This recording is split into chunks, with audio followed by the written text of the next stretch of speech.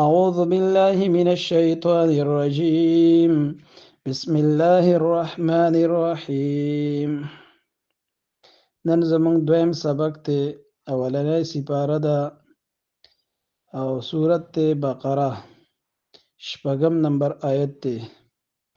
الله سبحانه وتعالی فرمایي ان الذين كفروا بشکها خلق چې کافران شول سواء علیهم برابر د دوی د پاره انذرتهم پیغمبر کته یو يروي ام لم تنذرهم یاته نه يروي لا یؤمنون دوی ایمان نه راوړي.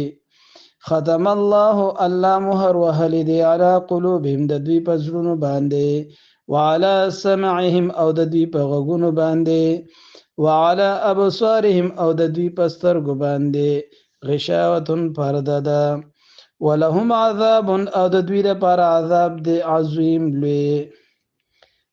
ومن الناس او بعض په خلکو کې من هغه څوک دی یقول چې وایي آمنا بالله مون ایمان راوړی دی په الله باندې وبالیوم الاخر او په ورځ د آخرت باندې وما هم بمؤمنین دین دی ایمان راوړونکي. یخادعون الله دوی دوکه ورکوي الله تعالی ته والذین آمنوا او کسانو ته چې ایمان راوړی دی هو ما یخدعون دوی دوکه نه ورکوي الا انفسهم مگر خپل ځانونو ته وما یشعرون او دوی نه پوهیږي. فی قلوبهم د دوی په زړونو کې مرض بیماری د منافقت فزادهم الله پس واکړه الله تعالی مرض وا د دې د بیماری ولهم عذاب علیم او د دوی لپاره د عذاب درناک بما كانوا يكذبون په سبب د دې چې دوی به دروغ ویلو.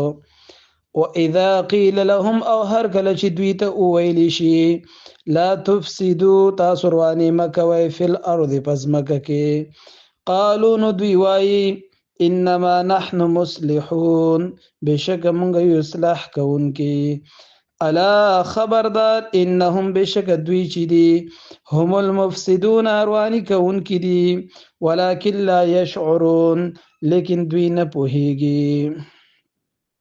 واذا قيل لهم او هر کله چې دوی ته وویل شي امنو ایمان راوړئ کما آمن الناس لکه څرنګه چې د مؤمنانو صحابه کرامو ایمان راوړی دی نو قالو دوی وایي انؤمنو آیا مونږ ایمان راوړو کما آمن السفهاء څرنګه چې د بیوقوفانو یعنی د قمقلو خلکو ایمان راوړی دی مؤمنانو ته به قمقل وي صحابه کرامو ته.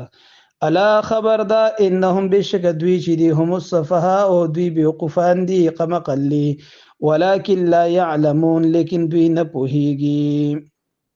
صدق الله مولانا العظیم.